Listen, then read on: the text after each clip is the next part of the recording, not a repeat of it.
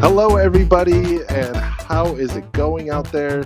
We got a special, shorter episode of the Nerd BS podcast for you. We're going to talk about one thing and one thing only tonight, and that is The Mandalorian, uh, episode 1 of season 2, which came out last Friday. We're recording on a Wednesday. Hopefully, get it out to you guys soon. And man, I just watched it. I think you guys just rewatched it, and I would let's just start with our what is your opening reaction to watching this new season of Mandalorian? Wow, that's pretty much it. It just blew my socks off. That was amazing. Well, spoilers to everyone out there, but yeah, it Good was call. great. It was great. I wanted more. I wanted more instantly, and my instant gratification bug has not been satisfied. So It is. I totally agree because I was saying that earlier that I want more so much when those credits roll and that super cool song comes up. And forgive me, where are my manners? Spoiler alerts are ahead. If you have not seen this episode and you don't want things spoiled, because there's some goodies, turn it off, come back, go watch it, come back and listen to this. But also, let me introduce ourselves real quick. My name is Kyle. I have Alan and Tomas with me. And man, yeah, it was just I'm excited. It's a cool thing to look forward to. I'm glad they actually made this season. They were able to get it done, but I was just blown away with how fun it was to watch that episode. So let's jump into it. Here, I want to kick us off with our first kind of topic. The one-eyed guy, which is named Gore something. Alan told us his name's Gore. Korish. Gore Korish. I thought he looked awesome. Like the practical effects in this show are just off the chain. What do you guys think? I thought it was amazing. Just them walking in and just seeing all the eyes, like while they're walking in.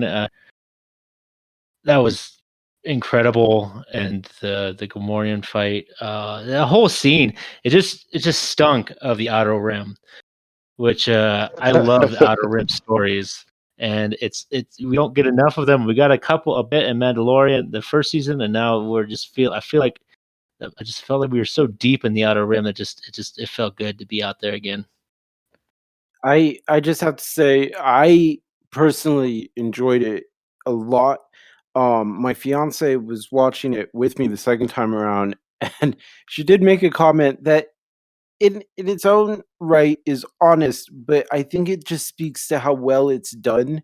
Is she was like, "There's a lot of puppets in this. It reminds me of Muppets," and Yes. I was like, "Yeah, there is a lot of puppets in here. It's a lot of practical stuff. Like they want to make it feel and look and just you want to have the visual of that curly hair in the bantha, Yeah. you know." Yeah, It's practical it effects. it's the immersion of it, right? Like you dive into the story and you're in the world with them, and I think all of that is just a nod to the original movies, the original trilogy that came out that actually mixed CGI at the time with a ton of practical effects. And now that we have so much more technology, Mandalorian is able to do it on a much better scale. And yeah, you can see that they're puppets, but that's part of the It's Star part of the Wars feeling. fun. I mean, Star Wars has always had puppets, and they've always been great. Even when they switched Yoda to a CG feel in the prequels, it just never felt right. It's like I want my puppet Yoda. Well, if you recall, that Yoda wasn't the original film, Episode 1. He was a puppet for most of it, Yes, he and was. he And then and they he looked switched. weird. What? No, I thought he I looked good. I liked him. either way, when they switched him to CGI, it was like whatever. I thought he felt a little weird in Well, Episode 1. Well, also you have to think of, like, for me personally, when I'm watching this, and you're watching the hover bikes go over the sand dunes and stuff. If it if you go over the sand dunes and you come across and you come to a bantha and its fur is done digitally, it's able to be done on a level that would look really believable and look really awesome. But I feel like the homage to the original Star Wars with making them actual puppets was Mhm. perfect. Yeah. That Yeah, I totally uh, agree. so I wanted to ask you guys during that section, did you see anything cool in the graffiti? I was staring at the graffiti. I Oh. kept slowing down and backing up because I wanted to see if there's anything crazy in the graffiti. I feel like I saw a gold head and it kind of looked like C-3PO, but I'm not sure if Yeah, I that's what saw you're that. talking Yeah, about. What? there was No, I didn't C-3PO, there see was a anything. there was a bunch of stormtroopers. There's a bunch of different types of Mhm. stormtroopers Oh. that were really cool. I didn't see much more than that. I probably can go look at it closer, but I just thought that was really cool, and I kept looking at it slowly. I did only So notice it the second time. So, but I mean, C-3PO is in this universe. He is still Yeah. available for roster calls. Mm-hmm. So I didn't even think about that. And he's probably somewhat of a legend, especially in the Ewok world. So who knows? And the Gamorreans when they were fighting, I was going to bring this up. We talked a little bit last time about like blood and gore and that kind of stuff. But the Gamorrean battle, I was waiting for them to be some sort of like finish. But when Gore like finishes it for you in a very like it was almost anticlimactic in a way. I was like waiting Yeah, for these Mhm. Gamorreans to just rip each other to shreds because Gamorreans are right. known for being like very barbaric. So it would have been really interesting, but I was a little bummed that they cut that short. No, But the I scene right liked it. afterwards was amazing, though. Don't get me wrong. Yeah, I Just liked that he did that. Mando and that knife, man. Mando and that knife has seen him through. It's yeah, true. my wife was barely just walking in the room. She didn't watch the episode with me and my son, but she was just seeing that scene and just she couldn't help herself from laugh when Baby Yoda just shuts the thing. Like he knew what was going down. He's Yes. seen this before. He knows what's going, and so he just like That closes was it and just like ducks back, and it was just perfect. that was adorable. Yeah, when he presses that button. Oh yeah, and it seems like they got Baby Yoda down even better. Like his movements are more Mhm. fluid. I just love in the scene when you see him with the once again in the hover bike or speeder bike, and Yoda is in the little pouch in the side, Yeah, he's yeah, yeah, yeah. driving through, and Yoda's just like watching everything go by, Like and a then little puppy. and then when he gets to the town and he gets off the bike and he just walks past Yoda in the satchel, I was like, how's he just left the baby. He just left. And then the next thing you see Yoda just walking in, I was like, oh, that's a sneaky baby. Yeah, he's does that a lot though. He kind of just Yeah. like it's like he's the protector, but he knows when he's safe and he knows when to just leave him be. And like I mean, he's supposed to be 50 years old, so he should know how to take care of himself to some degree. Mhm. Well, But I like it because it shows Mando as being a protector, but he's still not this he's gonna protect this kid, but he's not this kid's father, he doesn't help him around, it's like you right, gotta do some things on your own, bud. Like exactly. Yeah, I think too. Like even that opening scene, there's still a ruthlessness about Mandalorian where he said, "I you will not die by my hand," and you yeah. knew like, oh, okay, well, that's a tricky statement there, bud. And then he just shoots the lights out, and What are literally, those beasts? Do you guys know what those beasts are? yeah, they're called Big the beast. Scaraman rodents. No, I just made that up. I have no idea. Which That beasts are you talking about? the ones with the red eyes in the beginning when he Oh ties yeah, up I'm not sure what Moro. those are. I know my son like screamed Jawas, but I was like, those are not Jawas. No, Those are a I could bit see more why he evil. would. Yes. But then he does defeat them and then chases after the mob boss and obviously the boss Gore is actually scared of whatever these creatures are, and scared enough that apparently they're afraid of light, but yet when there's no light, they feast on. I guess they scavenge in a way, Mhm. whatever's Yeah, there, which is pretty crazy. classic video game trope where you got to keep the lights on Yeah, as you run through the level. but I love the aesthetics of that place. But So, yeah, so if I could, I would just want to take a moment. I want to talk about the Sand People, and is this the so we can first get movie? Well, is this the first movie where they've shown their actual like language? I feel like it is. no. They talked a bit in Attack of the Clones. When Did they? when Anakin goes up there, you see them talking amongst themselves before Oh, he that's slaughters true. it. He We've also does yeah. slaughter them. So yes, we have seen them communicate before. It is one of those things where we don't see that a lot, and a lot of people think they're just savages or just monsters.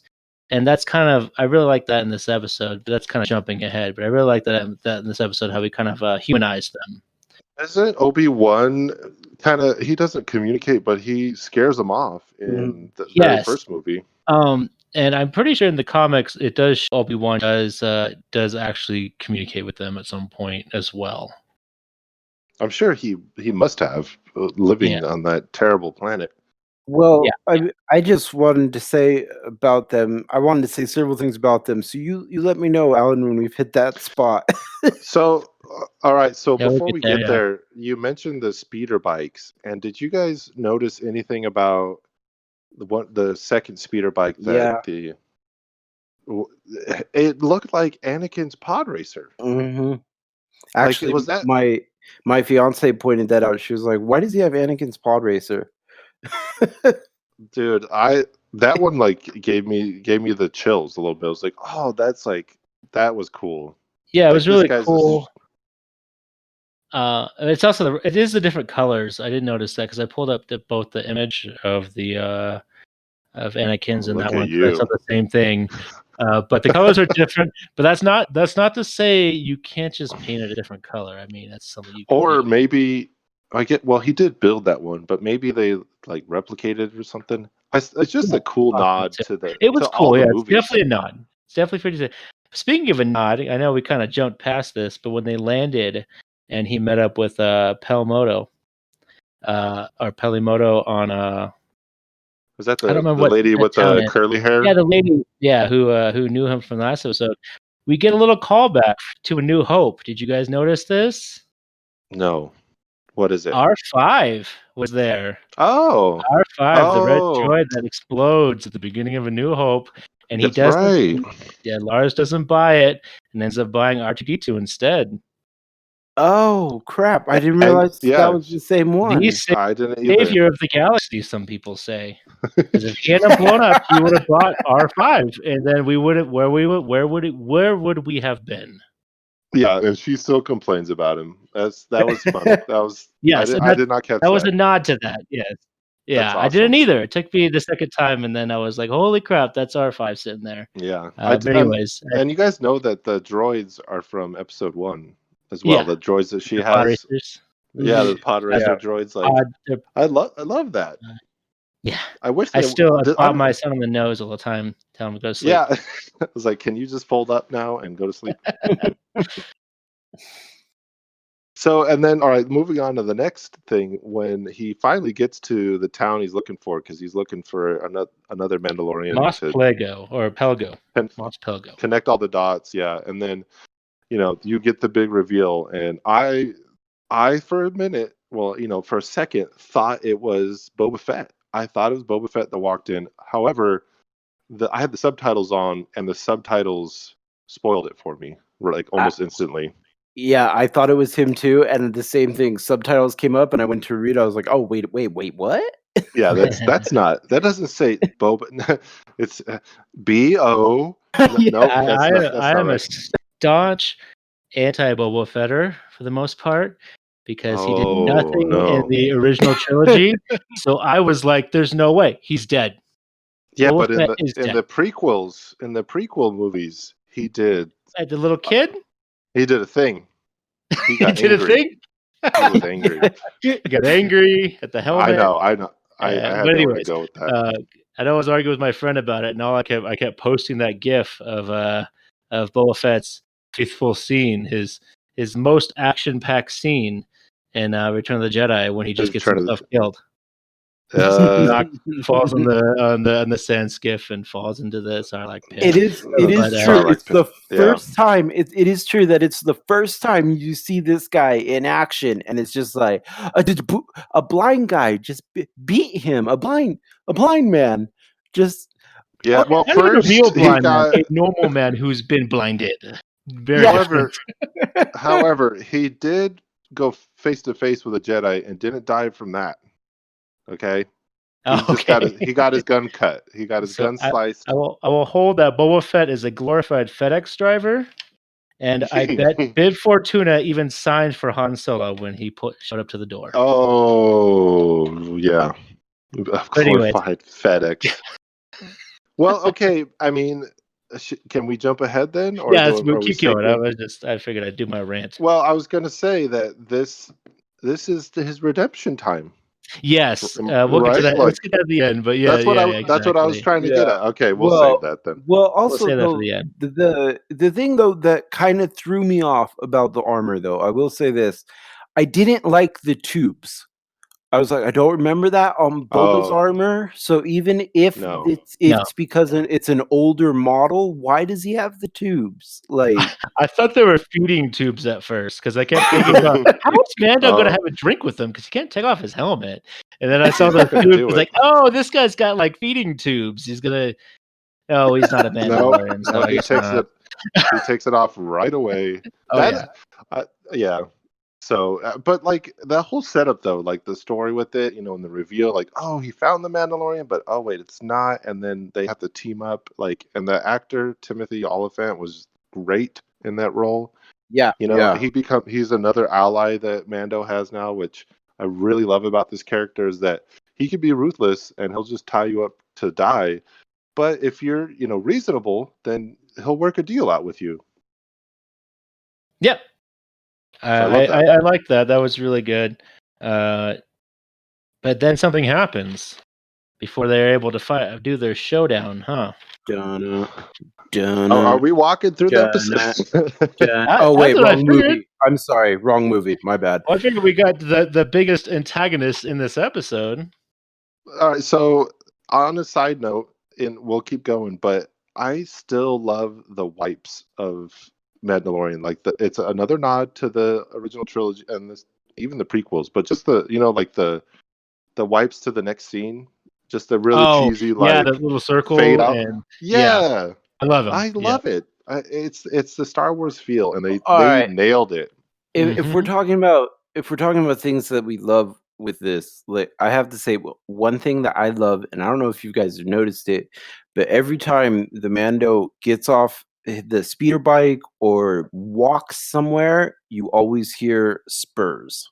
Yes, when he walked into the cantina, I was like, "This is a Western. This is great." Yeah, that was good call. Good call on that one. Yeah, I was talking about that earlier. It was like, this is like Star Wars has always had a hint of Western in it in every movie, or at least mainly the OT and other iterations here and there.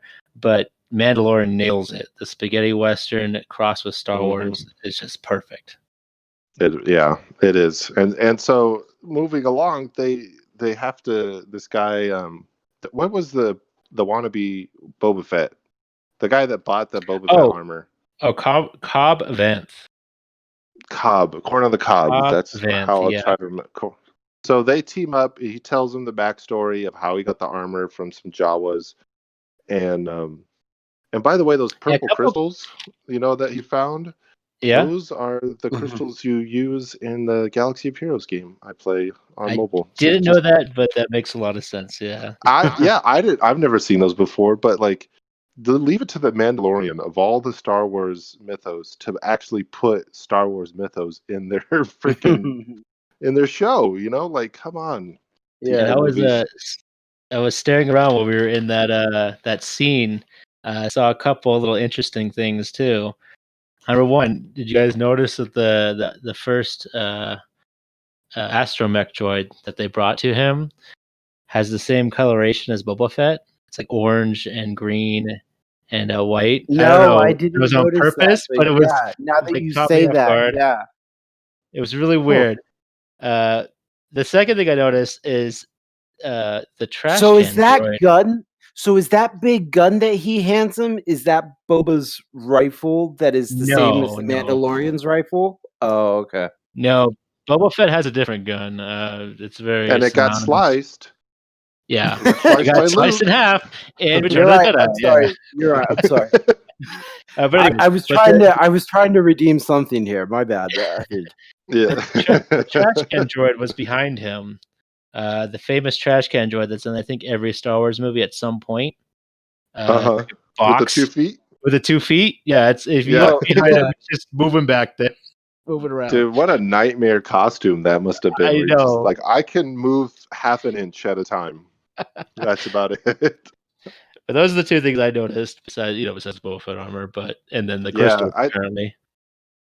Yeah, the crystals, that was cool. I don't know. I just knew that because I play the video game, the mobile game, and you use those a lot. And it's like, oh, I'll take those crystals. I would have given some Boba Fett armor for those. I know we kind of skipped that a little bit, but I kind of wanted to mention or note because you said it talked about how the slavers took over. I really like how they touched on that a lot of people don't think about because in the movies it's good versus bad. It's just the Empire versus the rebels, or the rebellion versus the Empire, who's the big evil, military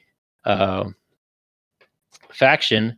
But it kind of noted on it that when this big military faction gets blown up and ends, the outskirt towns and planets, they all suffer because they got no one to keep them safe now. Immediately, that Yeah. was kind of funny. Whereas Like they're watching the celebration happen, and the guys are like, "Yeah, we're taking over." yeah, Like, there's nobody gonna stop us now. Yeah, that was pretty crazy. Very good development of the story, and it just gave that character to the corn of the cob guy. That gave that guy so much, it just made him come alive more. It's like that's just great storytelling. It's like, oh, okay, I sympathize with you.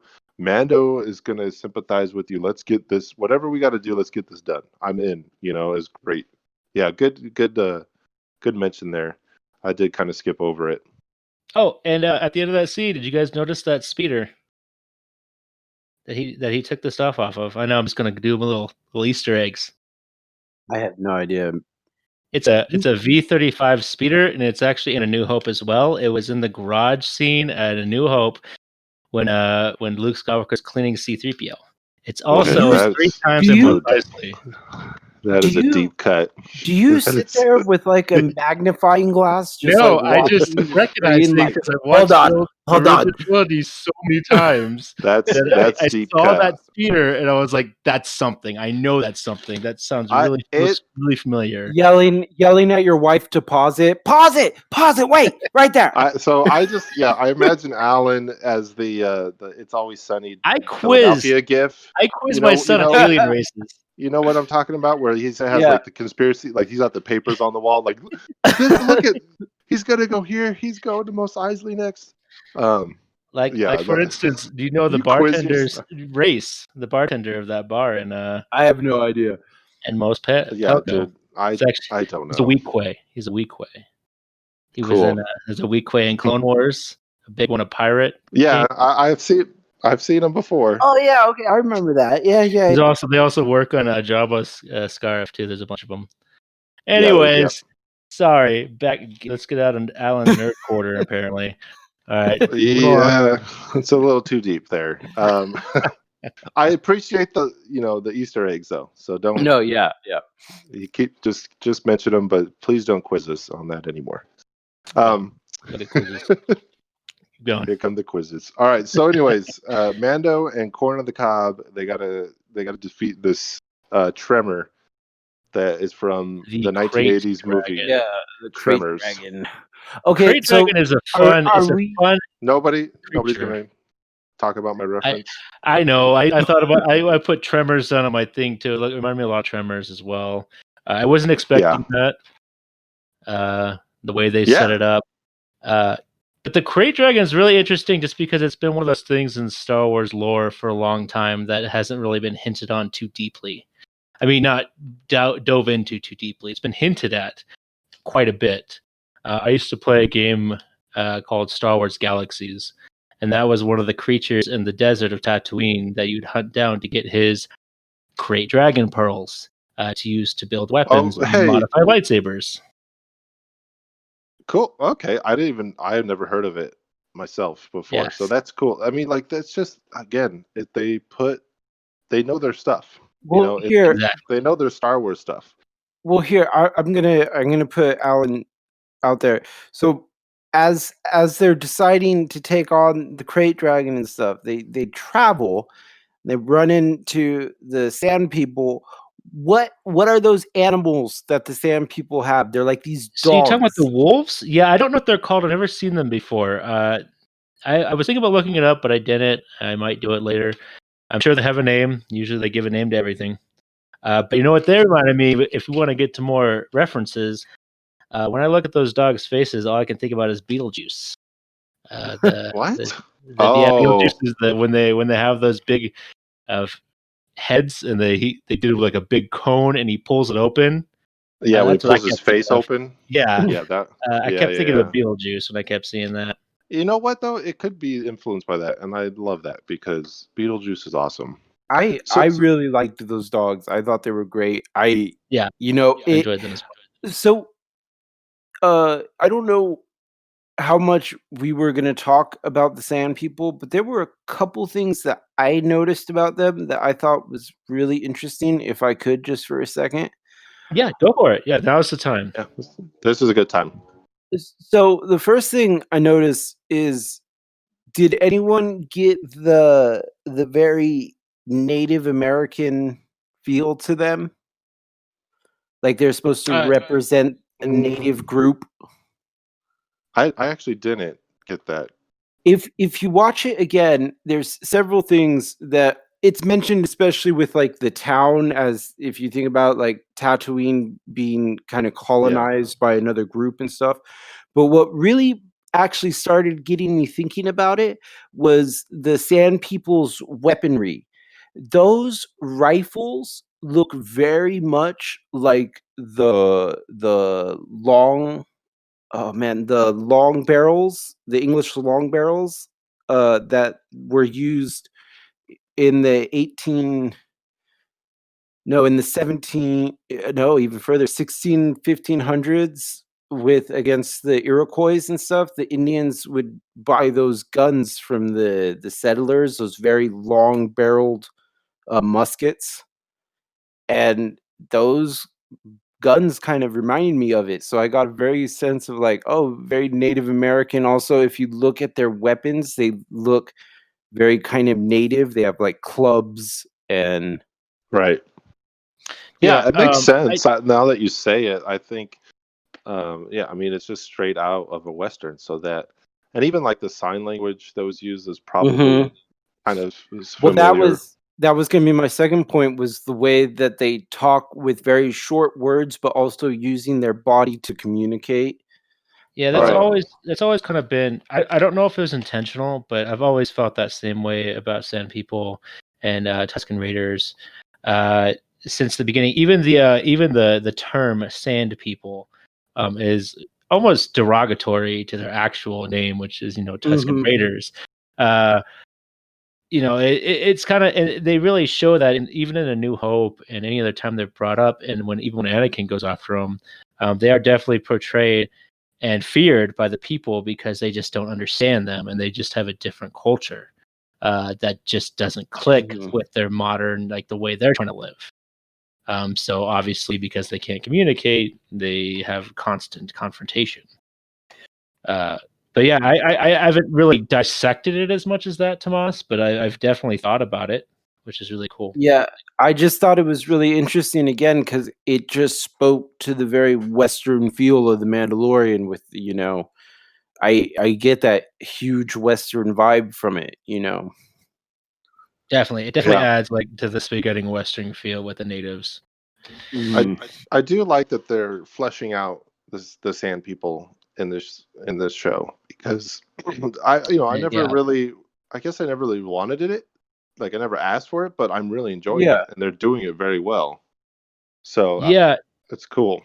It's very interesting. In the old EU and lore and legends now, there was actually a Darth Krait, was actually a Tusken Raider, who the Jedi adopted as they did, became a Jedi, and then eventually became one of the biggest and most powerful Sith. So That's it's actually a really interesting story, and it dabbles more into the Tusken Raider that's mythology. not canon. But it's not canon anymore. It? Yeah, it's specifically not canon. So you better be careful because Disney's listening. If Sony's listening, Disney's listening. Yes, definitely. I didn't know that. That is really cool, though. But let's get back to the story. So, they meet up with the Sand People, and we learn that Mando is a peacemaker and basically brings these two groups together in order to defeat the dragon. And if you guys it's a really cool scene how they do it, and I don't think we need to go into detail about it. I don't want to recap. Watch it. Yeah, we're not going to recap the whole fight. Watch the fight; it's amazing.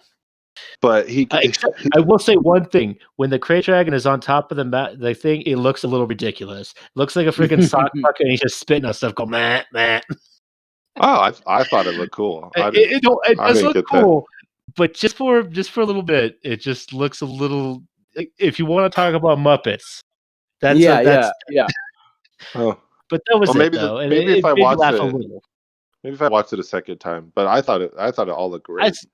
I thought both times, but yeah, it did look great. That didn't deter it, but it made me giggle a little bit. But I just thought that one thing that I really enjoyed with the whole fight with the Krayt Dragon was the fact that Mando is, and it's like we brought up before with Baby Yoda. Mando is supposed to be in charge of Baby Yoda, but in the fight he turns to now all I want to say is corn guy, cob. Yeah, corn on the cob. Corn on the cob. That's all you got to remember. He turns to Cobb and he says, "Take care of the kid," and he hits him and makes the pack fly off. And I was thinking, man, if I was Cobb, I would be like, wait, what? A kid? I don't need a kid, man. That's probably exactly what he thought. Yeah, I bet you, because it was all very confusing and all in the moment when he did I thought it was kind of a cool callback to Boba getting his butt kicked by Han. How he just smacked the jetpack, he just flew away. It was the same way. You're right. It's the same way. Maybe he obviously knows how the armor works too, because he's Mandalorian. I'll give him that. But I mean, obviously Han Solo still did it. So I mean, maybe it's just not that hard. Blind, yeah, dude. Come on. You just know that they had so much luck in those movies. But anyways, I wanted to ask you guys. So the deal was that the Sand People and that town would work together to kill the dragon, and they would all benefit. There'd be peace unless someone broke it. However, all the Sand People wanted was the meat and the ichor. What is an ichor? I don't know. I didn't understand. I'm assuming it was some sort of acid or venom, but it looked like acid when he was spitting it out. But then I never saw any bodies acidically torn. So I don't know if it was acid or poison. Those bodies evaporated, dude. It's evaporated? Okay, that's why I didn't see it. Yeah. Even the second time it didn't register. It's minimal gore, so they're not going to go over the top, which I kind of appreciate because I thought maybe we'd get like an Aunt Beru and Uncle Ben type, just the skeletal remains on the ground. Nothing too crazy. Yeah, it could it'd be kind of cool if they did show it. It'd be like, hey, look, we both have like the same skeletal structure. Isn't that kind of crazy that when we're dead we look exactly the same? I don't know. Well, ichor usually, from what I know, refers to a fluid or substance that usually an insect produces. It can be sometimes seen as a venom, I believe. Also, I interpreted the ichor as being what it spewed out of its mouth. Yeah, I think that's what the ichor was. How you would harvest that, I have no idea, because that thing looked like it just put you in smoke. Right?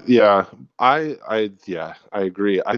And I just looked it up. It's there's in Greek mythology, it's the blood that runs through the veins of the gods. So it's probably what you just said, Mhm. Tomas. Yeah. But I also think maybe, unless I'm wrong, that pearl-looking thing at the end that they harvest, Like maybe Great that Pearl? like Maybe. produces it. No, They're that's a Krayt Dragon Pearl, and unless it's different. But I assumed it was a Krayt Dragon Pearl, which when it was discussed in Star Wars Galaxies is actually the same logic of a oyster creating a pearl. They eat dirt, and it just in their digestive system creates this pearl, which is just craved upon, and that's what I think they were hinting at. I mean, I guess it could have been the Ichor pouch, but I assumed that was the stuff that was the thing they're trying to cut up, that they're trying to cut out, and it was like really buoyant. It was like they're pushing into it. You know what I mean? It wasn't like solid. yeah. Those Well, I those were just some thought good that was effects. I just thought that was the fat and the blubber because you see Mando loading a piece of meat onto his. Yeah, I saw that his meat. bike. Yeah, That was cool. Yeah, he's just gonna eat that meat. That's what's gonna happen. I yeah. love That's Baby Yoda. dinner for a couple I love days. I love the way Baby Yoda just like looking at it and just like touching it, like what's this? Yeah. Remember the Because he knows what's first gonna happen. season? He's like, I don't know if I want to eat this. Well, no, the first season he was trying to eat those little frogs or something, right? Well, I mean, it is Yoda. I mean, it's Baby Yoda. Their race, like we saw what Yoda ate. It was not exactly appetizing. Yeah. Yeah. So, yeah, maybe, and to go back to what you said, Tomas, like I'm sure they could harvest the poison out of the veins, or Yeah. whatever, maybe the sac. But I thought maybe I was missing something when they said they just wanted the meat and the ichor. Like Mhm.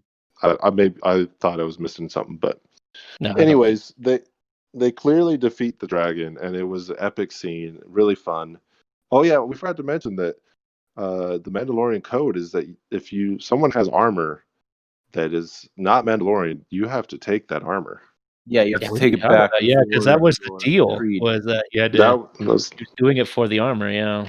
Mhm. yeah, and that guy gave it willingly, and like Yeah. it was a nice compromise. Like there wasn't double crossing. Like it's almost been done to death with shows and movies now where it's like double and triple crossing now. And so they Yeah. just made a deal and they stuck to it, and it was good. It was a really good first episode. Yes. However, yeah. Go ahead. there was a guy, and until he turned around, I was like, okay, you got to tell me. Someone's gonna have to tell me. But then he turned around, thankfully, because I had Even I had no you idea. caught that better than I did because I Even- actually didn't catch it. Yeah, even first when time. he turned around, I really had no idea until actually Alan mentioned it. Really? Really? I argued with my buddy Brian, who's actually in our Discord, about it for quite a bit because he's a clone guy. He loves the clones, so he knew who this was. Okay. So he kept telling me it was him. I was like, no, there's no way. He got eaten. He was the juicy Boba bits were digested, and he just pooped out the Boba armor, and that's how they found it. Okay, there's we all no way. know. We all know from Robot Chicken that that's not true, Alan. That Boba Fett survived. Robot Chicken, So yeah, the old EU stuff, yeah, he survived too. But yeah, I was just hoping that we wouldn't do that, but I should have known. People love him. Okay, yeah, but like you have to. I mean, we could speculate and say that people from the Rebel show, the animated series, are going to be in it, and that's great and all, but you have to. There's got to be something, for season 2. I guess you got to do it now in case there is no season 3, which I bet there will be, but you never know. It's fine. I mean, I don't mind Boba Fett that much. I just like to tease a lot about it, for especially those who are really, really big fans of it. I actually went on the deep end on it with my Star Wars brain. Started going into Darth Krait, like I mentioned earlier, territory. I was like, maybe this is going to be like a Tusken Raider guy. Maybe he'll be the lone Tusken Raider that's going to join them or hunting them for some reason or something like that. But obviously, I was completely wrong when we found out that he was actually played by Tamira Morrison, which is the actor who plays Jango Fett and all the clones in the prequels. So once I found that out, and my wife read me the article when I was arguing with my buddy Brian, I was like, I am just outnumbered and obviously wrong. Sorry, Well, unless I cut you off, go ahead. no, it's good. It's good. So here's the thing: is like for me, I feel like Boba Fett has become like Darth Maul, whereas he was a really interesting character that got killed off quickly, and people realized that he was killed off too quick for fans, Right. so they tried to bring him back somehow. And I- personally, I love the way they brought back Darth Maul because I was really In sad which that way? he died. Just every iteration of how they brought him back in the Clone Wars. Okay, because Uh, he's in the Solo movie, right? I didn't know they had done a solo of him Yes. yet. No. In the Han Solo, Solo movie. We the saw Han that Oh. together. Solo. Yeah, he is. Yeah, he is. But you only see his face. You don't really see how he's You see his head. You changed see and his top everything. part of his body, and you also see his lightsaber. Do you? Yeah, Yeah, he lights his Well, lightsaber at the end. Well, sitting okay, down. but you don't see. I feel like you don't see how he's changed exactly. Like You see his the metal whole. legs because I remember Yeah. that. Yeah, he's like Well, then he's in a throne or standing up. I don't remember. Well, I said Yeah. I said no editing on this, but I'm just gonna edit that shit out. So there we go. Oh, But dude, that's I will okay. say the Like, biggest No, I'm difference with joking. Maul and Boba Fett is at least Maul did something. I mean, Maul fought well. Boba Fett just stood there Yeah. and he was like, "You got really cool armor. That's awesome." And then it's like, That "Oh, was he's coming in, and 1-2 dead." I absolutely love that fight in Episode 1. Oh Darth my Maul. word! Yes. That was such a cool fight. So, but that, I mean, like, that was what just- I wanted to see in the last the last Star Wars movie we just got. I wanted to see that level of lightsaber fighting instead of what we got. Yeah. Like I Yeah. was like, we don't need to go into it but I agree That's with you. gonna be But that should be another podcast on its own. yeah. yeah, but you're right about the level of. Well, Boba Fett had a couple movies to prove his own, but you're right. Like, they both did their own thing, but they were killed off too soon without. They could have marketed it better. But what's interesting is that I feel like that actor, I forgot his name, Alan, you just said it, that plays Jango Fett. Tamira Morrison. Yeah. I feel like he probably aged like appropriately to just match the part. Like, they don't even need to age him up. Like, it's probably worked out great for them. Like, Yeah, he looked well. He looked perfect for the part. I won't say that. Yeah. So here's my last question then. Are all Tuskens just human underneath those masks, or do they have they look very human, yeah. They're very close to human. The Jedi I was talking about, he was very close to human. He had some tattoos on his face, and that was about it. All right. There was nothing super crazy about their appearance. Yeah. You just wonder because of those 4 metal probes sticking out of their face. Yeah, it's kind of like the whole outfit is supposed to be like what do they call the outfits that they wear in the Middle East? Where it's just like it's supposed to cover your entire body to keep you cool. So, yeah, it's like a hijab type deal. It's supposed to keep you cool. Is the idea? Oh yeah. So, we mentioned the Solo movie, the Han Solo movie. I don't know if we talked about this in our chat, but did you guys see that they did a deep fake of Harrison Ford's face on whoever the actor that played him? I did not see that.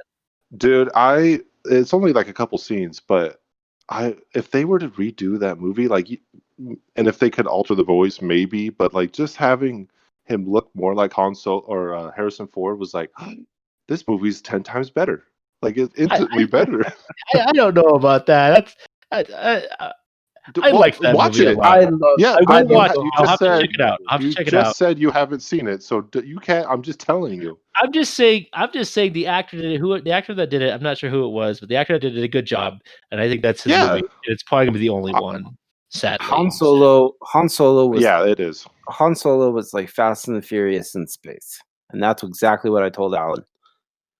Yeah, I loved that movie. I thought it was great. I thought it was great. I'm telling you, seeing Harrison Ford on that actor's face was like, whoa, like this is 10 times better.